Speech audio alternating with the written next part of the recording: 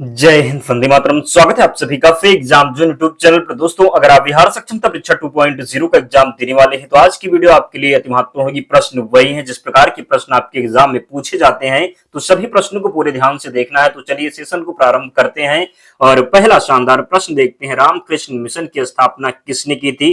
तो रामकृष्ण मिशन की स्थापना की गई थी स्वामी विवेकानंद के द्वारा, ध्यान रखना है।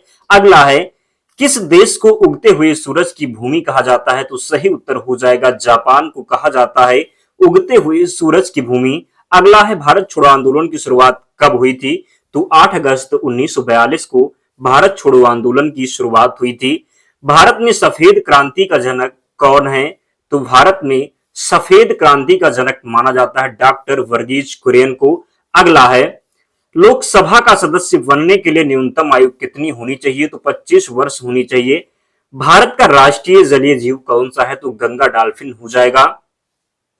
प्रथम क्रिकेट विश्व कप जीतने वाला देश कौन सा है? तो वेस्ट इंडीज इसका सही उत्तर है। राज्य में संवैधानिक तंत्र विफल होने पर राष्ट्रपति शासन किन अनुच्छेद के आधार पर लगाया जाता है? तो राष्ट्रपति शासन जो लगता है, इसका जो राइट आंसर हो जाएगा अनुच्छेद 356, 360 में है वित्तीय आपातकाल, ध्यान रखना है। अगला है, किस अनुच्छेद के तहत 6 से 14 वर्ष तक के बच्चों के लिए शिक्षा का अधिकार मूल अधिकार माना जाता है? तो अनुच्छेद 21 ये हो जाएगा। अगला है, चंद्रमा पर मानव को भेजने वाले प्रथम अंतरिक्ष यान का नाम क्या था? तो चंद्रमा पर मानव को पहुंचाने वाले प्रथम अंतरिक्ष यान का नाम था अपोलो 11। क्या? तो अपोलो 11। खेलों की रानी किसे कहा जाता है? तो एथलेटिक्स को कहा जाता है खेलों की रानी। पंचकट, नॉकआउट, फ्लाईवेट शब्द किस खेल में प्रयोग किए जाते हैं? बॉक्सिंग में प्रयोग किए जाते हैं। रावलपिंडी एक्सप्रेस किस क्रिकेट खिलाड़ी का निकनेम है? तो सेवेक्टर का हो जाएगा। वॉलीबॉल खेल का आविष्कार किस देश में हुआ है? अमेरिका में हुआ है। वॉलीबॉल खेल का आविष्कार वाई चुंग भूटिया किस राज्य के हैं? तो सिक्किम राज्य के हैं। धनुर्विद्या किस देश का राष्ट्रीय खेल है? तो भूटान का हो जाएगा, जिसको आप तीरंदाजी बोलते हैं। नई दिल्ली का अंबेडकर स्टेडियम किस खेल से संबंधित है? फुटबॉल से संबंधित है।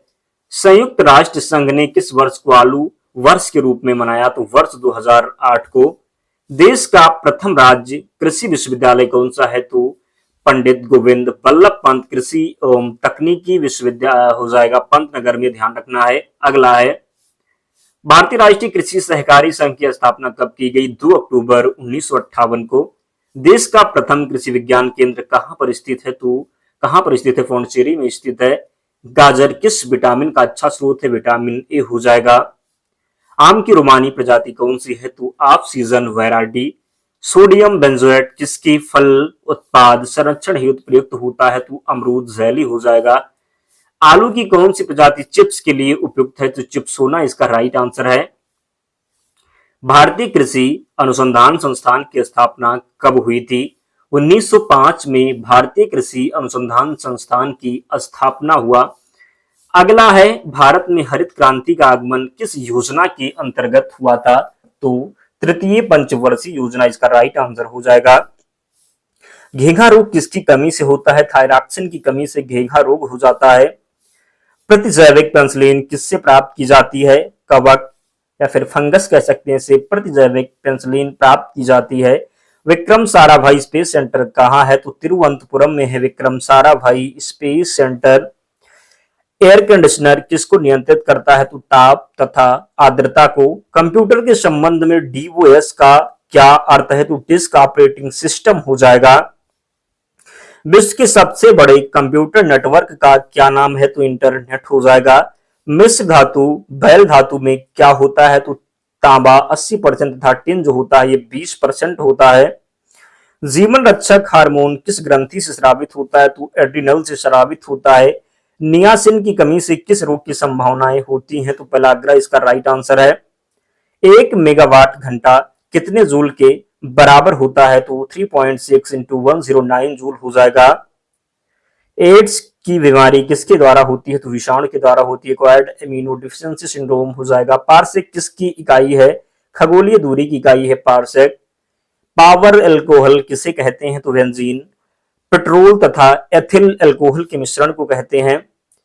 कौन सी धातु विद्युत की सर्वाधिक चालक होती है? ग्रेफाइट राइट आंसर है।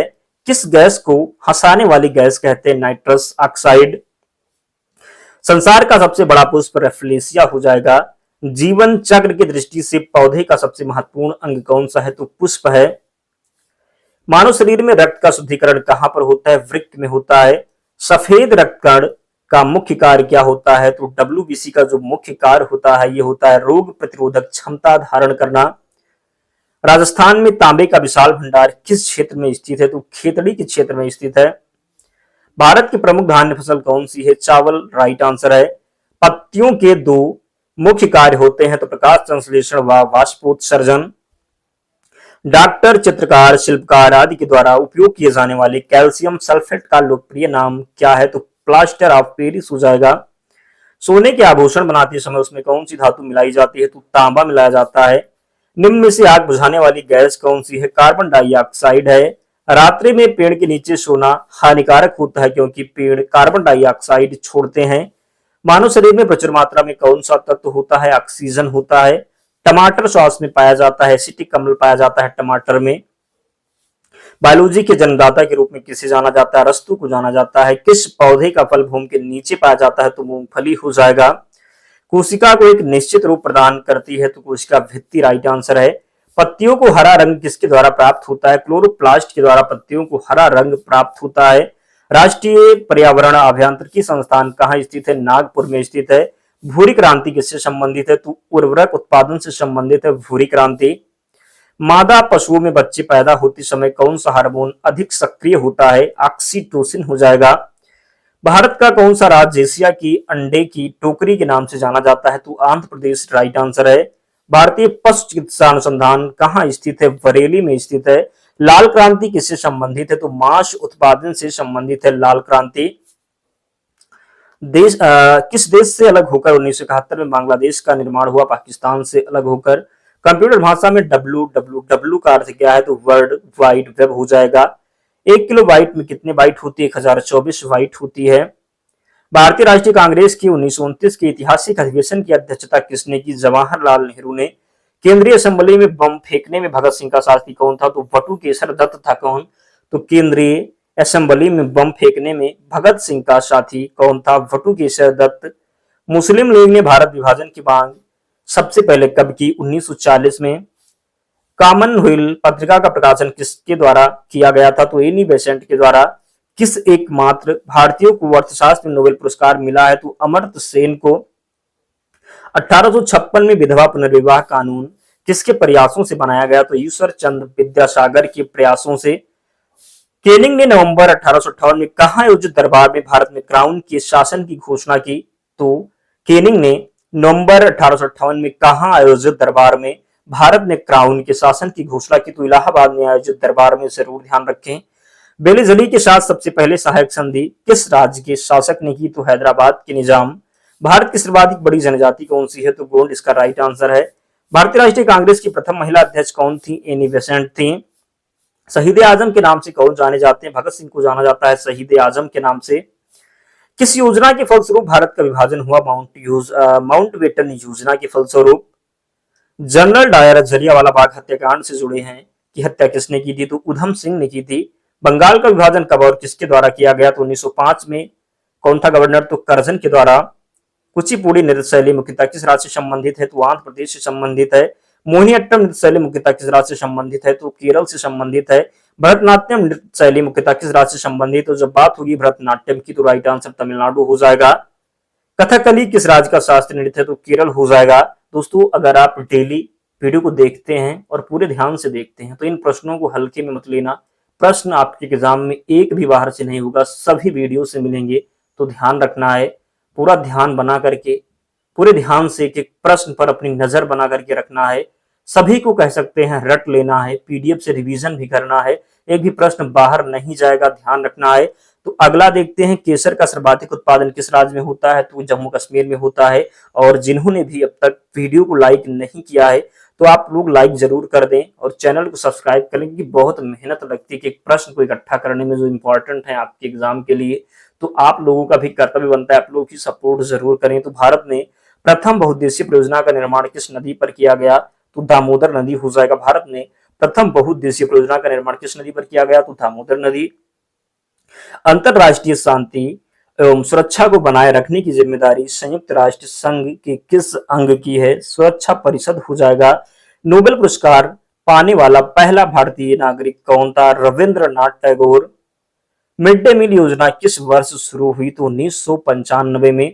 बांग्लादेश का राष्ट्रगान कौन सा है और इसे किसने लिखा है? तो आमार सोनार बांग्ला, जो रविन्द्रनाथ टैगोर ने लिखा है। लोधी वंश का संस्थापक कौन था? पहलो लोधी था लोधी वंश का संस्थापक। किस संविधान संशोधन को मिनी कॉन्स्टिट्यूशन कहते हैं? तो 42वां संविधान संशोधन हो जाएगा। 1976 में हुआ था। कब? तो 1976 में हुआ था। गोताखोर पानी के अंदर सांस लेने के लिए कौन सी गैसों का मिश्रण ले जाते हैं? तो ऑक्सीजन और हीलियम गैसों का मिश्रण। होम्योपैथी का संस्थापक कौन था? हनीमैन था। फलों को पकाने में कौन सी गैस उपयोग में लाई जाती है? एथिलीन का प्रयोग करते हैं। भारतीय राष्ट्रीय कैलेंडर का पहला माह कौन सा? चैत्र हो जाएगा। पंडित हरिप्रसाद चौरसिया कौन सा वाद्य यंत्र बजाते हैं? तो बांसुरी बजाते हैं। भारत का प्रधानमंत्री बनने के लिए कम से कम कितनी आयु होनी चाहिए? 25 वर्ष होनी चाहिए। सांची के स्तूप का निर्माण किसने करवाया था? अशोक के द्वारा सांची के स्तूप का निर्माण करवाया गया था। यक्षगान किस राज्य का लोक नृत्य है? कर्नाटक का हो जाएगा। मैकमोहन रेखा किन दो देशों के बीच सीमा बनाती है? तो जब बात होगी मैकमोहन रेखा की तो ये भारत और चीन के बीच डायरेक्ट क्लिप अगर पूछ लिया जाए तो भारत और पाकिस्तान। डूरंड की जब बात होगी तो पाकिस्तान और अफगानिस्तान। प्यास में खाद भाग कौन सा है? तना हो जाएगा। श्रव्य परिसर में ध्वनि तरंगी की आवृत्ति कितनी होती है? तो 20 हर्ट्ज से 20,000 हो जाएगा। जरूर ध्यान रखें। मधुबनी किस राज्य की लोक चित्रकला शैली है? बिहार राइट आंसर है। विश्व का सबसे ऊंचा पर्वत शिखर माउंट एवरेस्ट किस देश में है? नेपाल में इसे किस नाम से जानते हैं? तो सागर माथा के नाम से। किस नाम से? तो सागर माथा के नाम से जानते हैं। ध्यान रखना, कभी कभी पूछ लिया जाता है। किस नदी को दक्षिण गंगा कहा जाता है? गोदावरी नदी को। निर्विरोध चुने जाने वाले एकमात्र राष्ट्रपति कौन थे? नीलम संजीवा रेड्डी। संसार का सबसे बड़ा डेल्टा सुंदरबन डेल्टा कौन सी नदियां बनाती है? गंगा ब्रह्मपुत्र। इंकलाब जिंदाबाद का नारा किसने दिया? भगत सिंह के द्वारा इंकलाब जिंदाबाद का नारा दिया गया। भारत में पहला रेडियो प्रसारण कब हुआ? जून 1923 में। कब? तो भारत में पहला रेडियो प्रसारण हुआ जून 1923 में। 1977 में भारत के पीएम कौन थे? मोरारजी देसाई और इंदिरा गांधी। आईएनएस का पहला मुस्लिम निदेशक कौन है? तो बदरुद्दीन तैयब जी। भारत का सबसे स्वच्छ शहर कौन सा है? तो इंदौर हो जाएगा। मैं हिंदू क्यों हूं पुस्तक किसने लिखी है? शशि थरूर। किस फिल्म ने 2018 में ऑस्कर पुरस्कार जीता? पानी की आकृति। भारत में मानवाधिकार आयोग की स्थापना कब की गई? तो 12 अक्टूबर 1993 को। हंसाने वाली गैस कौन सी है? Nitrous oxide. टीसीपी आईपी का पूर्ण रूप क्या है? तो transmission control protocol, internet protocol. Kidney के अध्ययन को क्या कहते हैं? नेफ्रोलॉजी कहते हैं। रक्त परिसंचरण के लिए हृदय का कौन सा भाग जिम्मेदार है? वाम वेंट्रिकल हो जाएगा। सिंधुवासी मिठास के लिए किस वस्तु का प्रयोग करते थे? शहद का प्रयोग करते थे। ऋग्वेद में अघन्य शब्द किस पशु के लिए प्रयोग किया गया है? तो गाय के लिए प्रयोग किया गया है। सिकंदर महान ने भारत पर आक्रमण कब किया? 326 ईसा पूर्व में। भारत में सिकंदर का मुख्य युद्ध किसके साथ हुआ था? पोरस के साथ हुआ था। अगला है दोस्तों, इतने प्रश्न हमने लिए थे तो सभी प्रश्नों को जरूर देख लेना है, रट लेना है। पीडीएफ के टेलीग्राम चैनल से जुड़ जाना, लिंक डिस्क्रिप्शन बॉक्स में, या फिर आप टेलीग्राम पर जाएंगे और वहां पर सर्च करेंगे फ्री एग्जाम जोन चैनल मिल जाएगा, आप लोग ज्वाइन हो जाना, वहां पर सारी पीडीएफ मिल जाएगी।